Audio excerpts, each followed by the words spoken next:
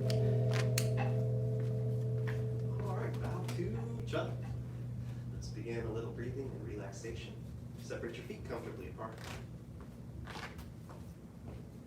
Apply a little bit of pressure with your hands. Close your eyes.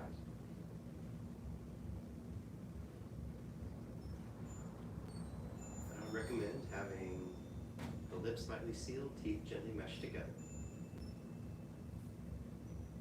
You can picture that illustration in the Mekong book, where the breath is easy. The breath is easy to move through. The saliva will naturally go down the back. You can even take your tongue and put the tip of the tongue against the roof of the mouth right behind the front teeth.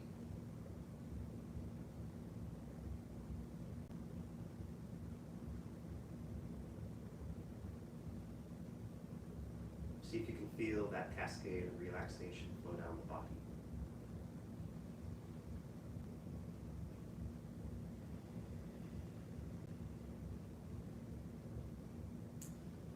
Relax the muscles of the face.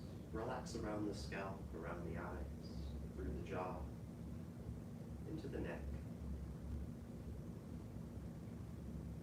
Breathe in deeply. Breathe out slowly. And be relaxed.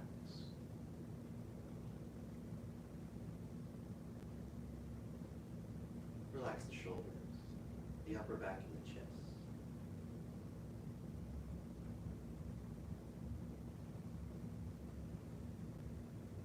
Feel the arms and hands soften a little.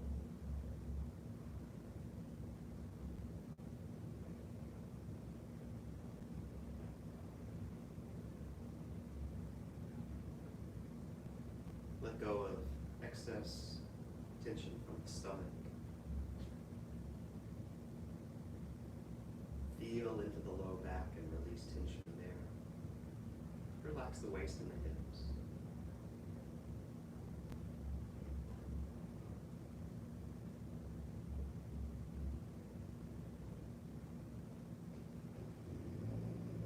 Feel that cascade continue into the thighs, the backs of the legs, allowing the knees to feel softer.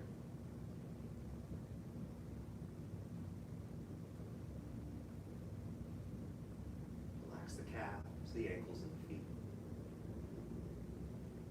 Feel the heel, the top of the foot, the bottom of the feet. Feel the toes relax.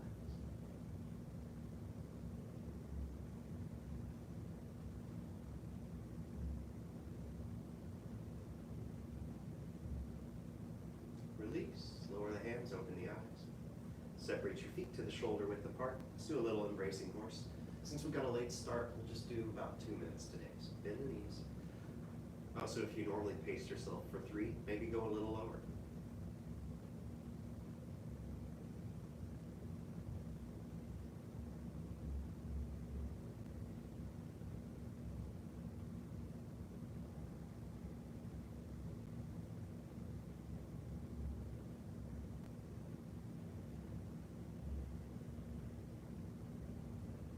Just a little reminder that even though our first instruction to you might be all about relaxation in this posture, it's not totally limp. So feel a little extension, a little stretch. Not a lot.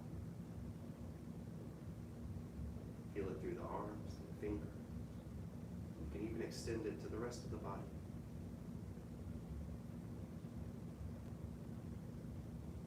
It's hard to feel, in my opinion, it's hard to feel exactly what the spine is doing, but see if you can apply that to the area around the spine, from where your pelvis is tucked up to the top, where it connects to the head, where your chin is slightly tucked.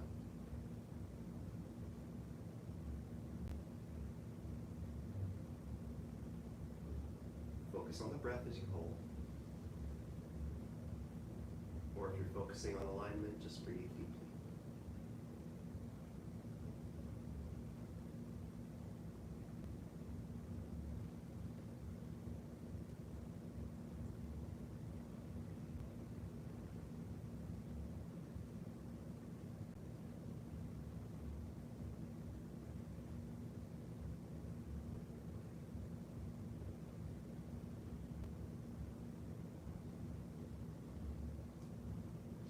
30 more seconds.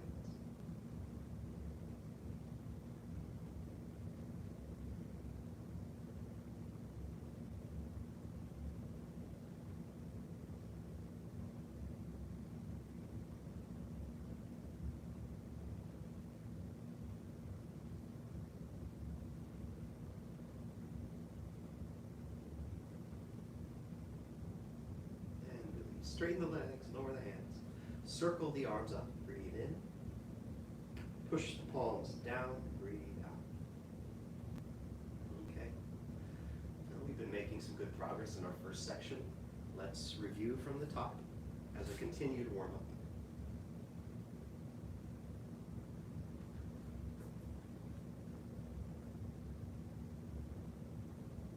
Start with the feet close together, hands relaxed by the sides. Look for that centered, relaxed feeling, whatever part of that you experienced during the breath, during the warm-up. And begin, step left.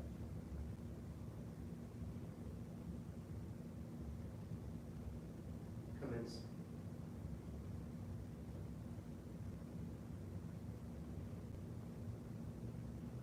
Ward off right. Ward off left.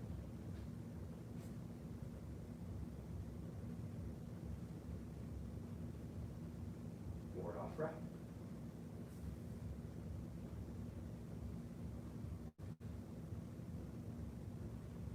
Pull back and press.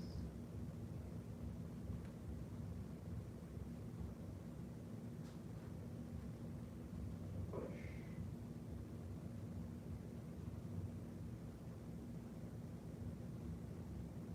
Single width.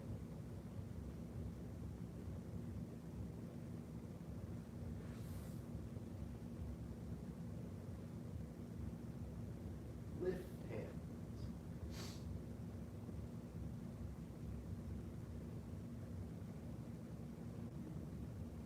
Strike with shoulder.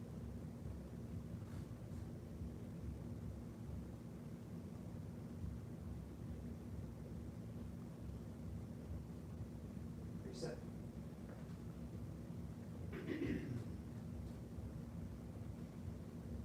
Let's do that one more time. If you're just focusing on the moves, if you're having trouble remembering the moves, this won't mean much. But as we go through, try to feel as soft as possible throughout the body. If you notice that you're feeling tense in any part, just try to release it and move with as much softness as you can. Step left, sink, step out, sink a bit more. Commence. Feel that softness in the arms, and then feel that softness in the arms again. Ward off right. Let the body turn. Ward off left. Sink the step, shift, even turn with softness. Ward off right. Turn, step, shift, and then turn again, or turn back. Pull back and press. Relax the arms. Try to turn from the body without the legs going out of alignment. Press. Push. Single width. Turn. Sink. Turn. Lift hands. Soft.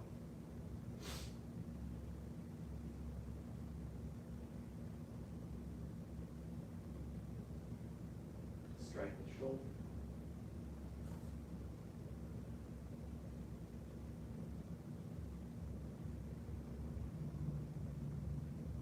White crane spreads wings. Turn. Turn. Step up.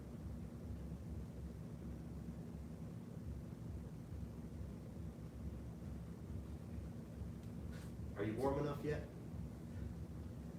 Let's look at some details of some of these later moves that we've been looking at. We talked a lot about strike with shoulder and some about white crane. Let's look at the white crane starting from strike with shoulder. How to get into a good strike with shoulder, you ask? Well, turn the left toes out at an angle, put the right foot in front, almost on a line or on a line, shift forward, and you'll have the right hand low, touching the thigh, the left hand high, touching the shoulder. From the side, it would look like this. We talked about not overleaning, so my foot comes up, not leading with the face, not hiding the face, striking with the shoulder, being able to see where we're going. And if you think of the head suspended, it's the head suspended. That will help you feel exactly where to go with the upper body. So start from your strike with shoulder. White crane spreads wings. Good workout for that right thigh. Turn your left. Turn to your right. Step up. The left, follow them. Reset. Let's do that 2 more times. Turn to your left. Turn to your right. And step up the left foot. The ball of the foot. I might say toe, but release the ball of the foot. One more. Turn left. Turn right. Step. And release. Okay. Let's look at the white crane spreads wings in some detail. I talked about some things, but things are occurring to me that I didn't mention last class, so now's a good time to do that. What did we cover? Well, let's review that first. I'll flip it. I don't know what angle to do this one. I'm going to go at a 45-degree angle. If this is weird, I might not do it again. But so here I am at 45 in my strike with shoulder. We talked about. Did we talk about that? I don't know. Let's see. When you turn to the left, see if you can feel that right arm connected to your turn and not just moving on its own. It might move some on its own, but just not all on its own. When you turn to the right, they start to separate. You feel the weight leaving the left foot, and then you step up and just touch down with the ball of the foot. Talked about how there's very little weight, kind of joking about percentages, but just think like 1% or 0.5% of your weight in that foot. So little that you can pick it up without really changing the rest of your body. Talked about the arms. Right hand up like you're blocking the sun, left hand down like you're patting the dog. Both still have that rounded, connected feel, so they don't totally straighten out. They have that extended, embracing horse, rounded, connecting feel. Even though they're twisted out, they still have that. I might not have mentioned that the right leg is bent too. You might, the posture does sort of come up from some of the other ones, so you might not see it, but there's a bend to the right leg. The thigh is working very hard, and it should be pretty painful if you hang out in it for too long, especially if you're not used to it. It should feel pretty intense in that thigh. We talked about how it has the displaying, like a displaying plumage kind of thing, like showing off almost, like trying to seem bigger and more intimidating than you might physically be. There's a common mistake that I did not mention, which is, I'll do it from the side here. The common mistake would be that when I say turn to the left, I mean don't shift the weight. But when you turn to the left, the natural inclination might be to shift to your left and then shift to your right, coming back up. But I don't want that kind of momentum going that way when I shift forward. If I keep my weight mostly on my right leg, don't shift. When I turn, it actually feels more intense in the right leg. And then when I come up, it feels like it's releasing just a little bit. Not releasing much, because I still feel a lot going on there, but it's released some. And my momentum is sort of spiraling up out of the ground rather than translating sideways. So let's practice that together some more. From your strike with shoulder. Go very slowly and sort of talk about these pitfalls. Turn to the left. Try not to shift. Try not to lean too much. turn to the right. Feel the weight leaving the left foot. And then step up. You do want a tucked pelvis here, and that'll help you feel how to settle into that right leg. If I untuck, it doesn't feel right. There's a pressure in the knee in the wrong place. So keep tucked in the pelvis when you come up into that posture. Let's practice it a couple more times. Begin. White crane spreads wings.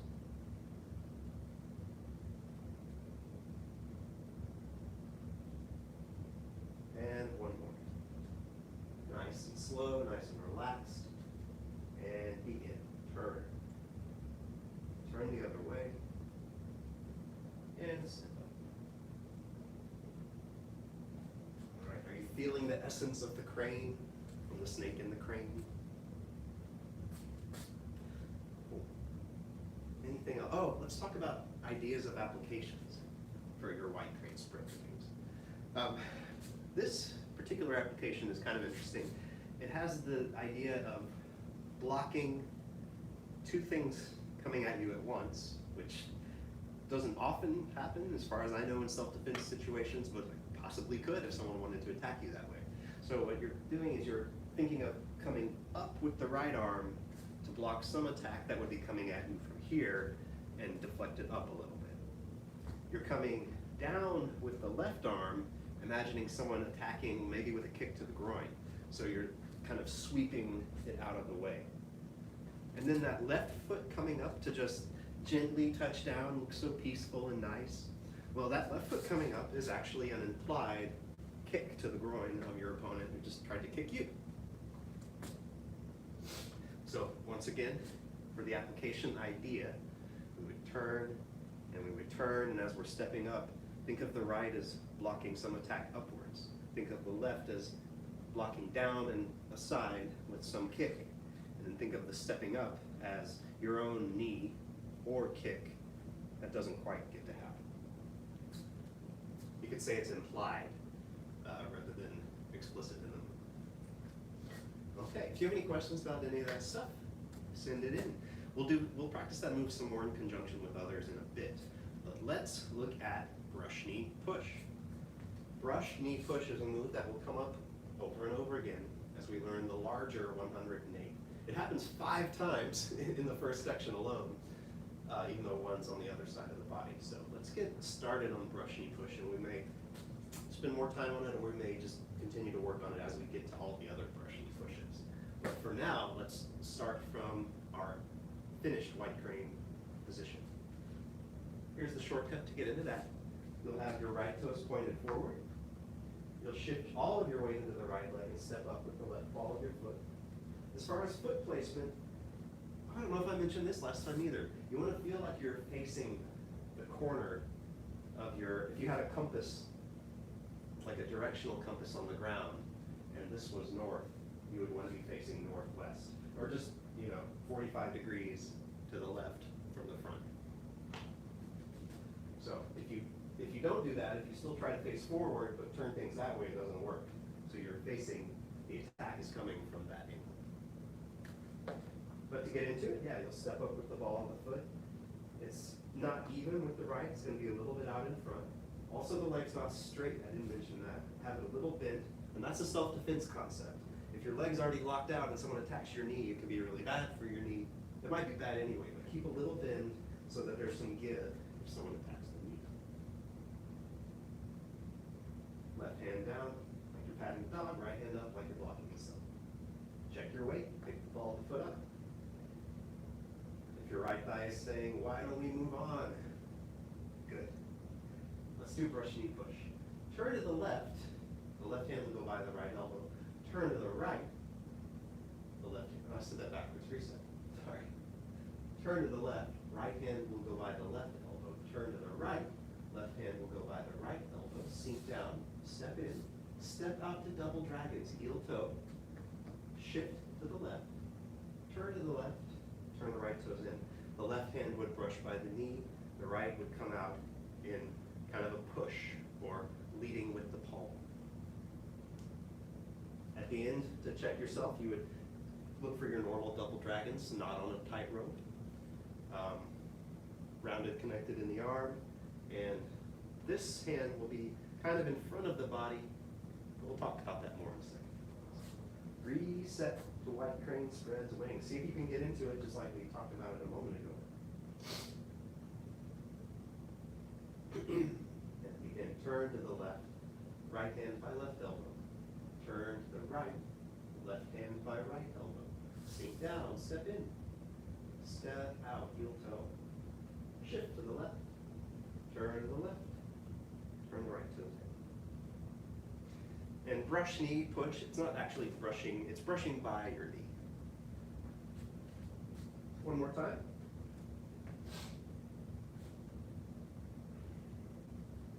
Turn to the left. Right hand by left elbow. Turn to the right. Left hand by right elbow. Sink. Step. Shift. Turn. And release. Okay. We have a few minutes left. Let's look at it in detail from the other side so you can see it better. Here's my white crane. I just watch it unless you're really good at turning it around in your head and you've seen everything. You don't need to see it anymore. Begin. Here I go.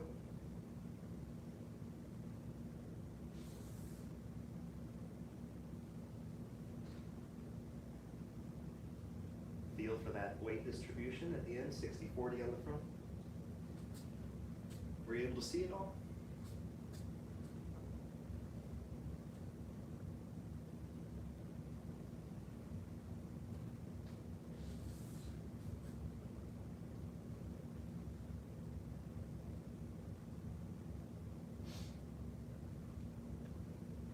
Watch out for leaning forward. I think I've seen that happen. You want to feel pretty upright. There's a bit of that tuck in the pelvis. Feel your head suspended. Okay. What should we do? How to manage the time? Let's practice that a little bit. I think we'll do more detail on brush knee push next class with ideas of applications, common errors like that. But for now, let's just practice it a bit.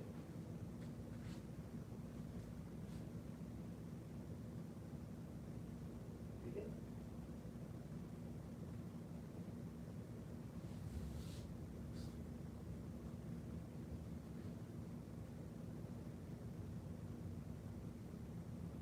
Reset. Begin.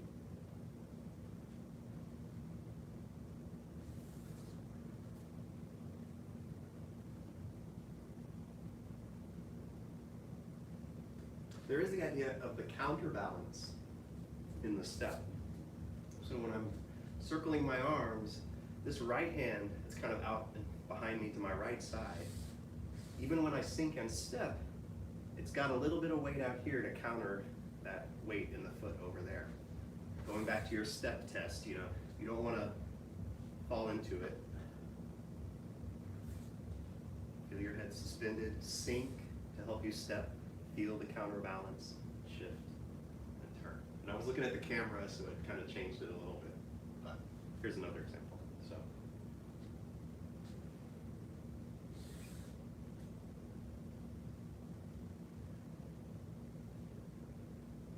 counterbalance, yeah. We can also talk about inside circles. Might save that for next class. But just the short version real quick is, when I'm circling my arms, it's kind of like I'm making these circles that come in with the hands in opposite points on the circle at the same time. So if you can see that, that's where it is. All right. For the rest of our basic training, I think we should just do some continuous practice. So let's go back to single whip. So think of what moves would come after that for your sequence work. Lift hands would be the next. Try to think of what's next. Strike the shoulder would be next. Try to think of what's after that. White crane spreads wings, yeah. And then try to think of what's after that. Brush knee push. So let's do those moves. Lift hands.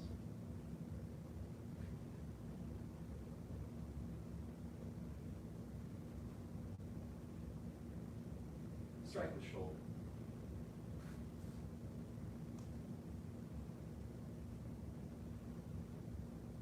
White crane spreads wings.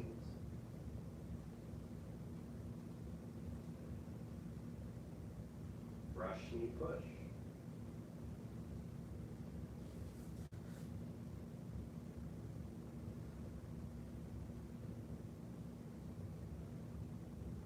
One more time, let's go a little slower. When you practice Tai Chi, look for an even pace. So not speeding up, not slowing down, not stopping either, especially not stopping. With hands.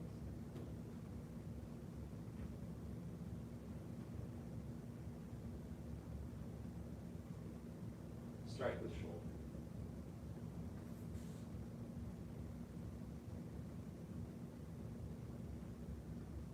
White crane spreads wings.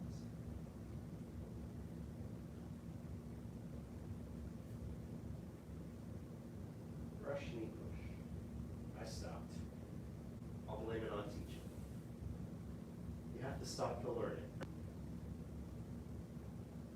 But eventually you want it to be continuous. Let's do one more time so we can get the continuity right, so I can get the continuity right. Begin. Lift hands. Don't be discouraged if you stop. It's a goal to not stop it. It's a long term. Strike with shoulder.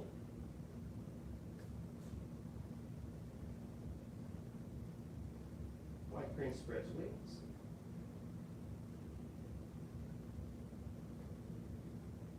Brush, knee, push.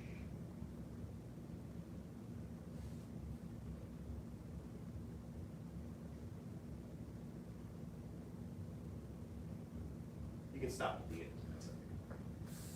All right. So, yeah, I think we'll leave it at that for basic training today. If you have any questions about any of that, let me know. And next class we'll plan to go into more detail on the brush, knee, push, talk more about some of the concepts, the application, and how to move while you're doing it. Okay, let's bow out our basic training.